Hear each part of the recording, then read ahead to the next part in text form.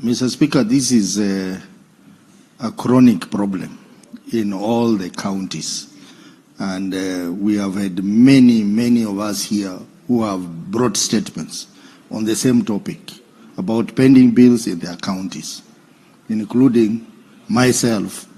Brought a statement here which went to the Committee of Finance, and nothing seems to be moving on the matter of pending bills. In fact, the situation of pending bills in our county is a moving target. When they say they want to clear, the next minute you hear that the number has gone up. It's not even clear in some counties how much is the pending bills. The figures they bring before our various committees keep on oscillating. And Mr. Speaker, this House has made resolution. There was a motion by Senator Olekina that was passed by this House on how we intended to deal with this issue of pending bills. But looks like nothing is being done again by the Controller of Budget to help us realize the resolutions that we made in that motion.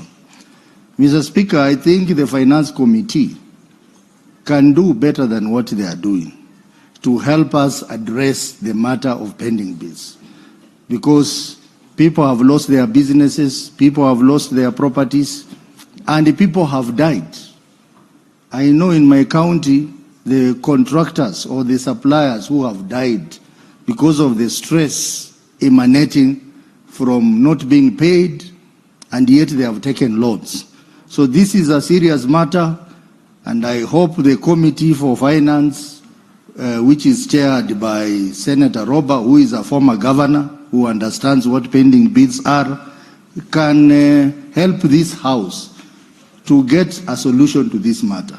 We cannot be helpless on this matter.